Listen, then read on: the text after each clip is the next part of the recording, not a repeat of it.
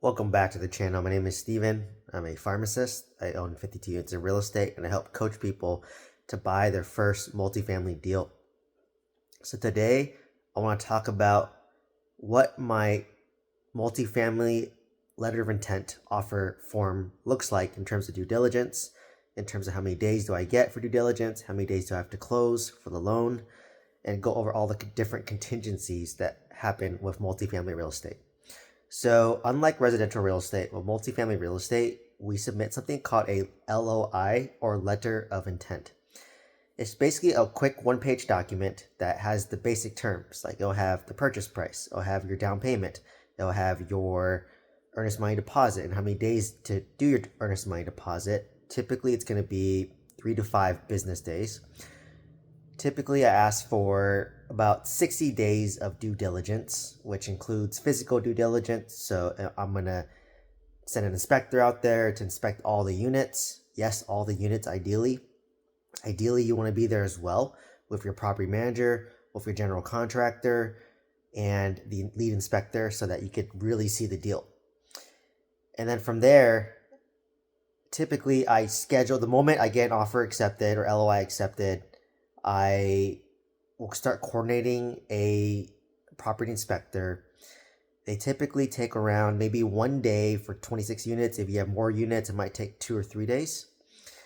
And during this time window, I'm just trying to see the condition of the property. Are the units okay? Do they need renovation? That's why I have my property manager and general contractor there, because I want to know if I were to fix up these units, how much would it cost me to fix up this unit, and how much rent can I get? So if I'm spending $10,000, for example, to fix up a unit, nice, and I can only raise the rents by $50, it's probably not worth it. I'm probably better off just making it make rent ready, make it safe, livable, all that stuff. And if I can raise the rents by $15 with $0 out of cost or minimal make readies, that's more worth it. So you really have to have your property manager and general contractor aligned in that aspect. But if I can spend $10,000 in renovation and raise the rents by like $300 to $400, it's definitely worth it. So you really have to look in how much money are you putting in for renovation total? How much will that increase your rents per unit? What's your new NOI going to be? It should be higher. And based on your new NOI, what's the new value based on the NOI divided by the market cap rate? So ideally, you want a good spread. So if I bought it for, like me, I bought mine for $500,000. I spent $300,000 to fix up all 26 units, new roof, new exterior. I was able to raise the rents on average around $300 to $350 up to market rent, slightly below market rent. And I was able to increase my NOI significantly. And because of that, I was able to raise the value to about $1.6 million. So high level, bought it for $500,000, put in $300K, I'm all in for $800, now it's worth $1.6 million. That's a good spread. That's a perfect BRRRR where I could do a BRRRR, do a cash out refinance, take out my down payment, take out my renovation cost, and maybe a little bit extra, depending on your debt service coverage ratio and your interest rate. So that's how I do my back calculation. Like for my 20 unit, I renovated a unit brand new because it was a burned down unit that I found during inspection.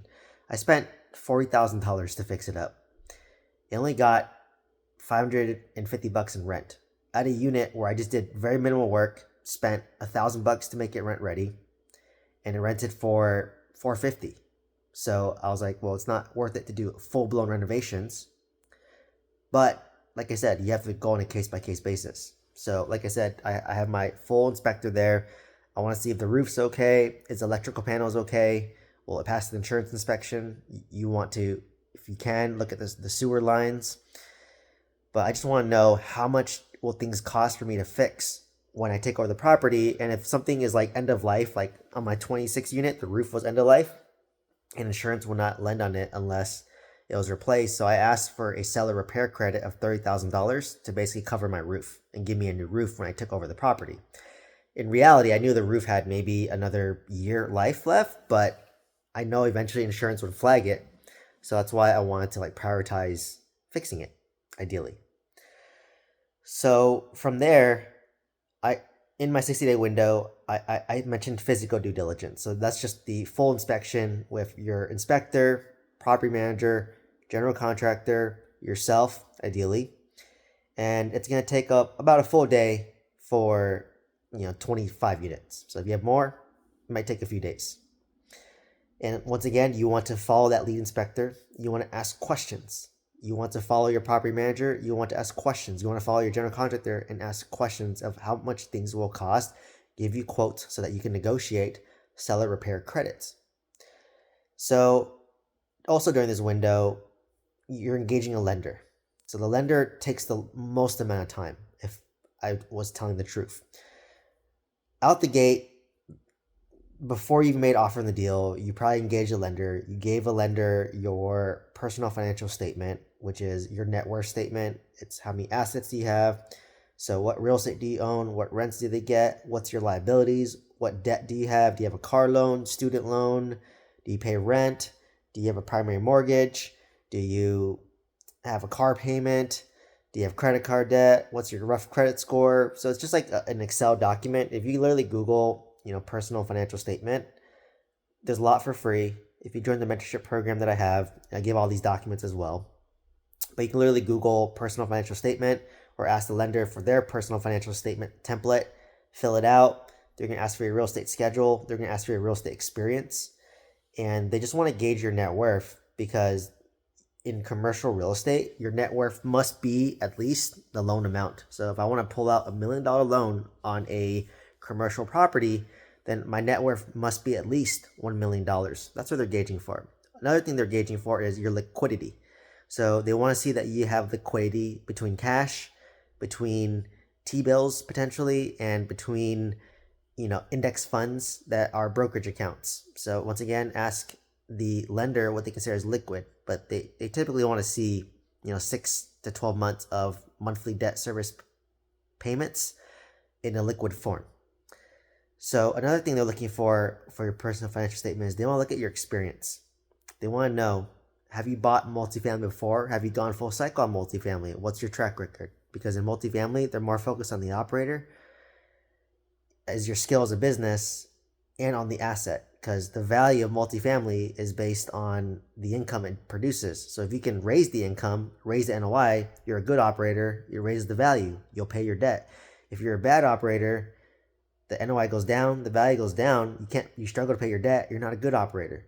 So that's what they're really looking for. So they'll ask for your personal financial statement. They're going to ask for a T12, which is the profit and loss statement for the past 12 months. They basically want to see, okay, based on the last 12 months, this is the NOI for the property. They want to see, can this property cover the debt service coverage of greater than 1.25? That's what they're looking at. They're looking at all your expenses. They're also going to ask for a rent roll because they want to see what the current occupancy is. Lenders typically will want a 90% occupancy at least. So if you have 20 units, they want 18 out of 20 ideally rented out.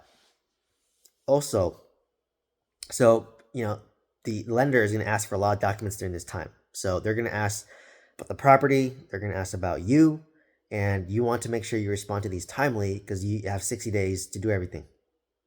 So, 60 calendar days or 60 business days. If you do 60 business days, that's just Monday through Friday versus calendar days, it's just 60 days from when you sign.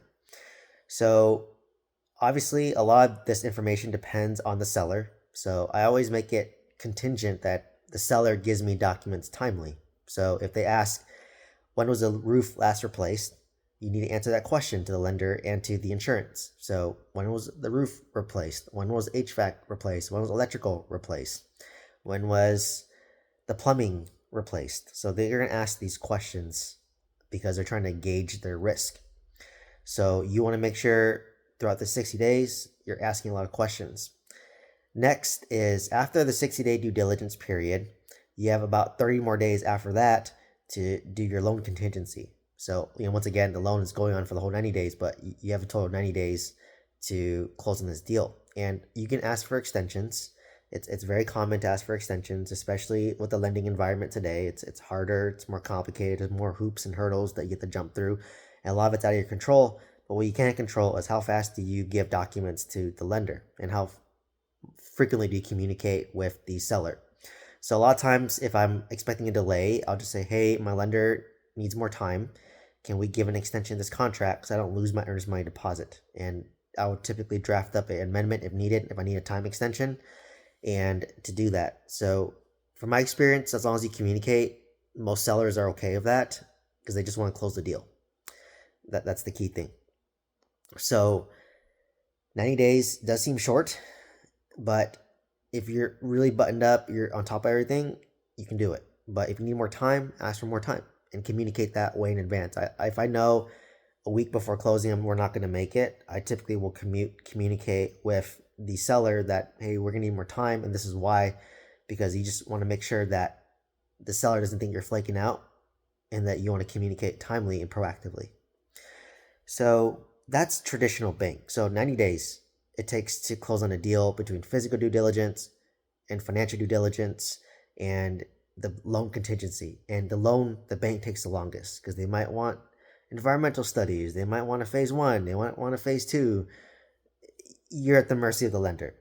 If I do creative financing, so I'm doing they're doing seller financing, or I'm taking over the loan subject to, I can close a lot faster and I can make more aggressive offers.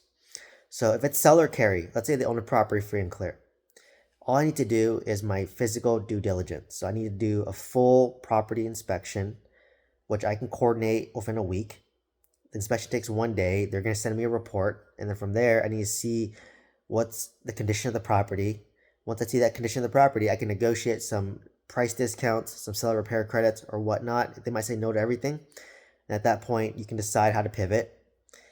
And from there, after that, it's just finding a title company and drafting up the document. So when you do seller financing, it's really easy. Like they have templates, or like in Oklahoma, you have templates for seller financing. If you're in Alabama, it's a title attorney state anyway, so you have to go through a title attorney and they can draft up the seller financing agreement. So it's really fast. So literally you can close in as fast as 2 weeks with creative financing. It just the limiting factor is just going to be when you get your due diligence done, your inspection done, which is fast. Like sometimes if the inspector's free, they can go the next day and inspect the whole property, or you might have to wait like a week. And then from there, the title company, they maybe take 2 or 3 weeks, and it depends on how long they take. So like I said, 3 weeks you can close. If it's taking over the property subject to or the loan subject to, once again, creative finance, you can do subject to, seller carry second, something creative. It can close fast. Once again, you just have to do your inspection, and then your title company needs to close. So you're, like I said, maybe 2 or 3 weeks for that. If they're really motivated and they want to sell fast, that's the advantage of creative financing.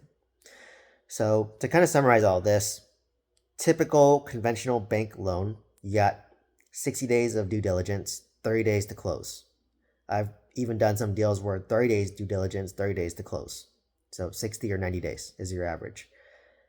And the loan takes the longest amount of time. Trust me, I tried to do a cash out refinance during July of 2023, and it took me 90 days to do a cash out refinance because the lending environment was so volatile.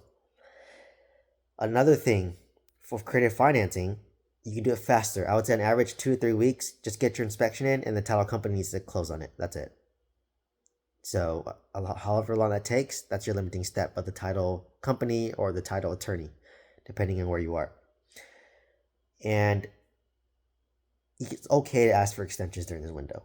So just remember, it's okay to ask for extensions. So anyways, hopefully you learned about due diligence and how long it takes to close on a deal for commercial real estate on average with traditional financing and creative financing. And also, let me know what questions you have. I'd love to answer your questions. Please like, comment, subscribe. And if you want to get one-on-one coaching or mentorship, check out the link down below. You can click on that. If you have any questions, send me an email.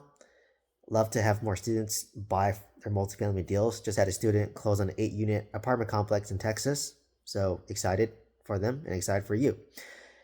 Anyways, hope to see you next one. Thank you so much.